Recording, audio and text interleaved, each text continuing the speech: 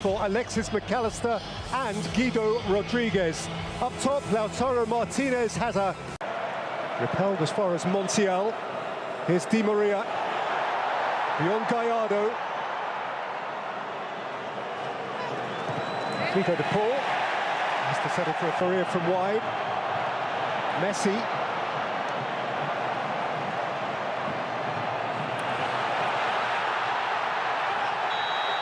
Now a chance for Vega to burst through, but he's left behind a limb, and the referee has penalised him.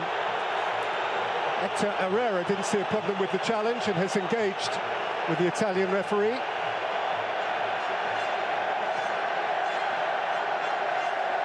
Araujo. Alvarez. This is Irving Lozano. Attacking principally through the inside right channel. And winning a corner from Martinez. He's certainly not slow, this lad, and he makes...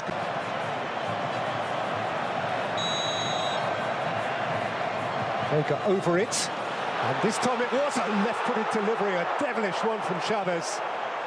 Vega looking to find Lozano. Sliding in. Martinez. Acuna. Messi. Vega has snatched it. Up ahead of him is Lozano. Well, it's early days, but... Bounced out for Lautaro Martinez. It's come back to Irving Lozano, who is adeptly dispossessed, and there is another crunching tackle from Herrera. With Argentina in mind. Certainly changes the shape of the attack, but both strikers seen plenty of the ball. Lozano trampled upon by... Vega over it. Aldado went square. That is cannily worked. Martinez got a second time.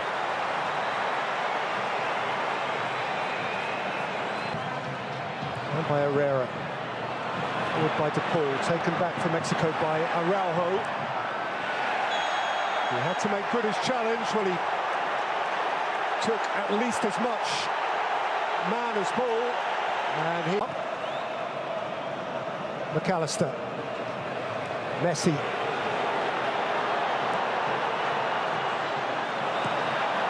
Shifted wide for Montiel. He was imprecise with his cross. De Paul. McAllister. Acuna. Dug out from the byline by Acuna. For Saudi Arabia, and an extraordinary goal from Richarlison. Foul on McAllister.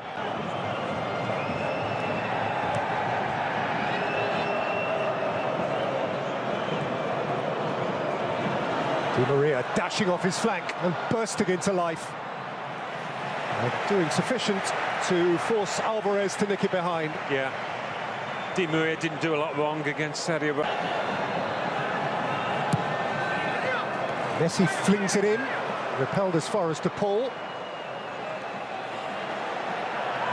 Then he got protection. Yeah.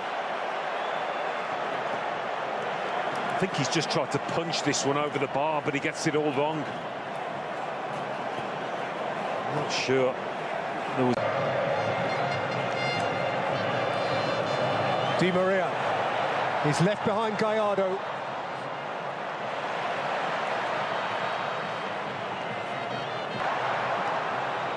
Here's Messi now, with his foot on the ball. De Paul has overrun it.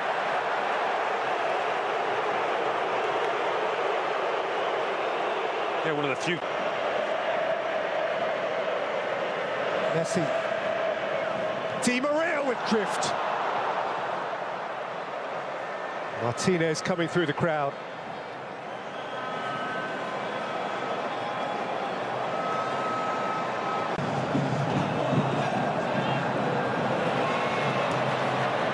There is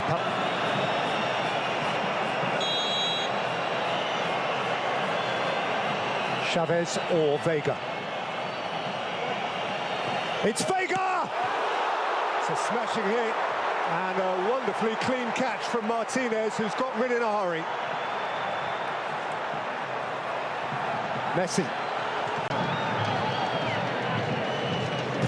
Ronaldo's throw. And out came to Vega. Ambitious. It was, but... Di Maria. And by McAllister. Gathered by Messi. Set for Di Maria. Moved on by Messi. Flashed across the face by Acuna and seen behind by Montes. Yeah, Messi's delivery. The half-time whistle. It is a game that can barely breathe.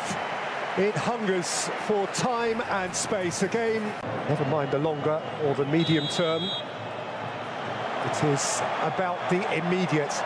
Lautaro Martinez goes spinning. This time it is no foul. And here is Lozano. Came back to Araujo.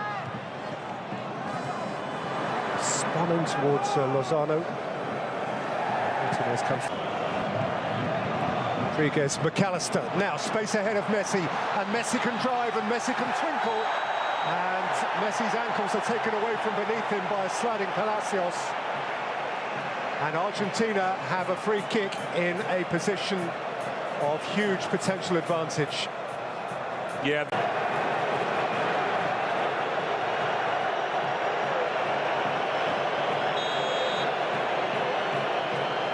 How they yearn for a Messi moment. Messi.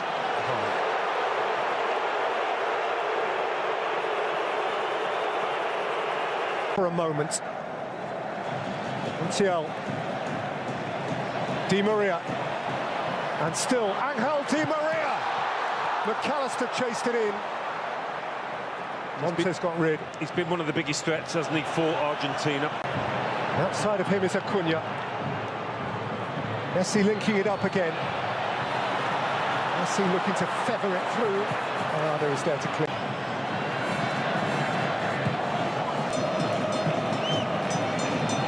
Di Maria. Again, Montes, the key centre-half. Here goes Lozano. He is a lone runner. He has no company whatsoever. If he gets a corner out of that, he's done brilliantly. It wasn't to be. Messi, Fernandez, Di Maria, Lionel Messi, Messi's here! Oh! That's what they came for! The Magic Man!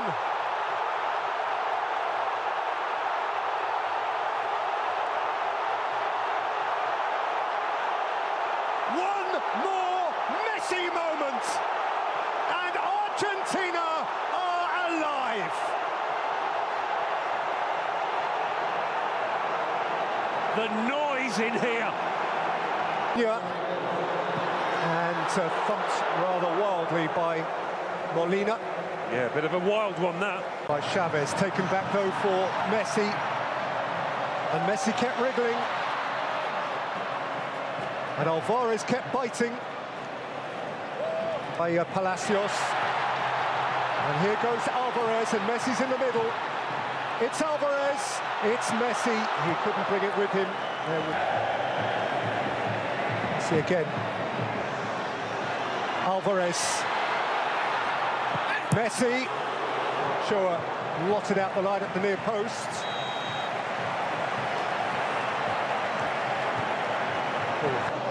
Jimenez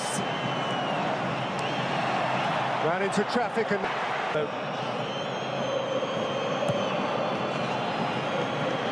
by Moreno.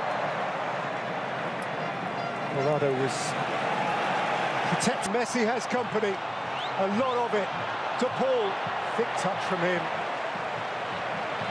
Showed just a glimpse of it to Gallardo. Martinez, Acuna. Another corner. They are leaving a man forward who needs attention. Oh, sweet feet, wonderful goal! Enzo Fernandez! And Argentina now surely out of reach.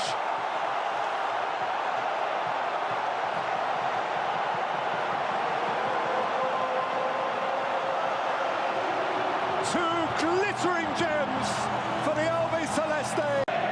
Antuna. By Alessandro Araujo, at least to reduce that deficit. As mentioned, Jimenez, still brilliant youth and magical experience. Have you ever wondered what happens when a defending world champion begins his journey to protect the crown? Not in the final, not in the knockout rounds, but in that very first game. The moment when expectations are at their highest, pressure is crushing, and one mistake can send shockwaves through the entire football world. Because that's exactly where Argentina finds itself. The reigning world champions, the nation of Diego Maradona, the home of Lionel Messi. And now, on the biggest stage once again, Argentina opens its 2026 FIFA World Cup campaign against a dangerous and unpredictable Algeria side. And here's the crazy part. History tells us that World Cup openers are rarely comfortable for Argentina. In 1990, they lost to Cameroon. In 2022, they suffered one of the biggest upsets in football history against Saudi Arabia. So before anyone writes Algeria off, remember this. World Cups don't care about reputations. World Cups create chaos. And Algeria knows exactly how to create chaos. Because this is not just another underdog story. This is a nation whose impact on the World Cup changed football forever. Let's dive into it. As Argentina arrives in the United States for World Cup 2026, all eyes naturally turn toward one man, Lionel Messi. At 39 years old, he continues to rewrite football history. Every tournament seems to add another chapter to a career that already feels impossible. And this match could bring another record. Messi's appearance would place him among the most decorated World Cup players ever and move him closer to several all-time tournament milestones. But what's truly remarkable isn't the record itself, it's how he's still doing it. Most players decline physically by this stage of their careers. Messi adapted. He became smarter, more selective, more efficient. He doesn't need to touch the ball 100 times anymore. He only needs a few moments. And those moments can destroy entire defenses. That evolution may be Argentina's greatest weapon. Because this team isn't built exactly like the 2022 champions. Some veterans are older, some younger players have stepped into bigger roles. But the identity remains. Control the ball, control the tempo, control the game. At the heart of that identity sits one of the strongest midfields in international football. Enzo Fernandez, Alexis McAllister, Rodrigo De Paul. Three completely different players, three pieces of the same machine. McAllister provides intelligence, Enzo provides vision, De Paul provides intensity. And together they allow Argentina to dominate possession while constantly searching for openings. Many teams try to stop Messi. Few realize they must first survive Argentina's midfield. Because if that trio controls the match, Messi usually finds the space he needs. And that's where Algeria could face problems. But before we discuss Argentina's strengths further, we need to talk about the opponent. Because Algeria's football history contains one of the most unbelievable World Cup stories ever told. The year was 1982.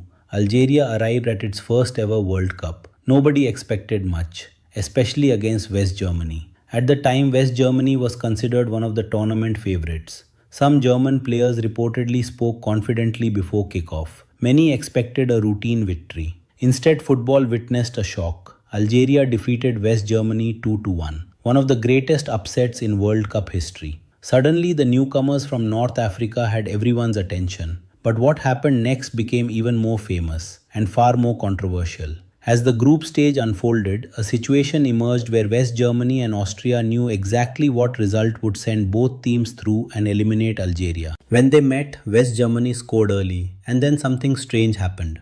The game slowed to a crawl.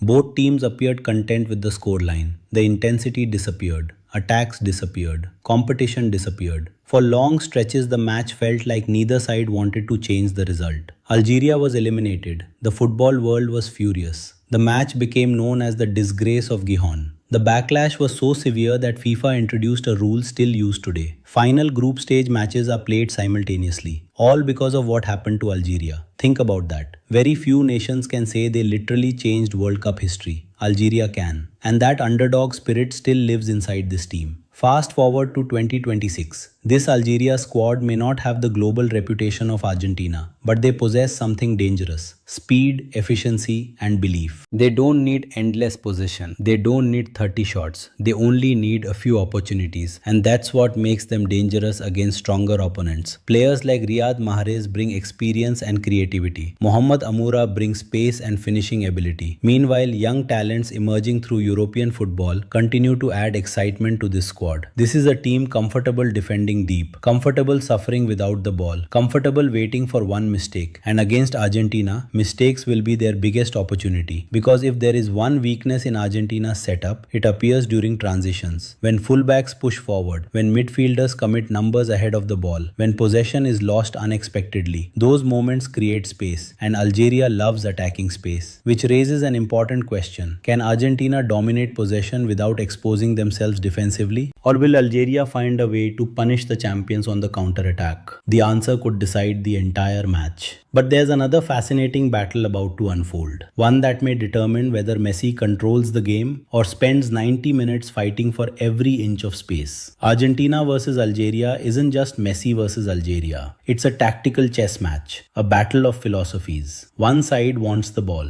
the other side wants the space behind it. And that's what makes this matchup so intriguing. When Argentina attacks, their structure often transforms. Fullbacks advance, midfielders rotate positions. Messi drifts wherever he sees an opportunity. The formation becomes fluid, unpredictable, creative. But every attacking movement comes with risk, and Algeria will be watching closely because their best moments often arrive immediately after winning possession. A quick interception, a rapid transition, one pass into space. Suddenly the game changes. Mohamed Amoura is especially dangerous in these situations. His acceleration forces defenders to make split-second decisions. Step forward and risk being beaten. Drop deeper and surrender territory. Neither option feels comfortable. Then there is Riyad Mahrez, one of the most technically gifted players Africa has produced in recent years. He may not possess the explosive pace of his younger days, but his intelligence remains elite. Give him space near the box and he can create something from nothing. That combination of speed and creativity is exactly why Argentina cannot afford complacency. Because Algeria is not arriving to participate, they are arriving to compete. Still, Argentina possesses advantages almost everywhere on the field. Emiliano Martinez remains one of the most reliable goalkeepers in world football. His reputation in major tournaments has become legendary. Big saves, big moments, big pressure. He thrives on all of it. In front of him, Christian Romero provides aggression and leadership. Nicolas Otamendi provides experience. Together, they form the backbone of a defense that has already conquered the football world. Then comes the midfield, again, because everything keeps leading back to Argentina's midfield. If Enzo Fernandez starts dictating the tempo, Algeria could spend long periods chasing shadows. If McAllister finds pockets between the lines, Argentina's attack becomes far more dangerous. If Rodrigo de Paul wins second balls and disrupts counters, Algeria's transitions become far less effective. And then there is Messi, the player who somehow remains the center of every conversation. Not because of nostalgia, because of production. Because even now, defenders still panic when he receives the ball. Even now, coaches build entire game plans around stopping him. Even now, one moment of brilliance can change everything. That's what makes him unique. Many players influence matches. Messi influences entire tournaments. But football is never that simple. Because World Cups have a habit of producing unexpected heroes. Could Julian Alvarez become that hero? His movement creates space others don't see. His pressing creates opportunities others don't create. He does countless small things that often decide major matches. Or perhaps Lautaro Martinez steps into the spotlight. One chance, one finish, one goal. Sometimes that's all a striker needs. And what about Algeria? Could Ibrahim Maza announce himself to the world? Young players often arrive at World Cups as prospects and leave as stars. Every tournament creates one. Maybe this one does too. That's why opening matches are so fascinating. Nobody truly knows what will happen. The form guide matters. The statistics matter. The rankings matter.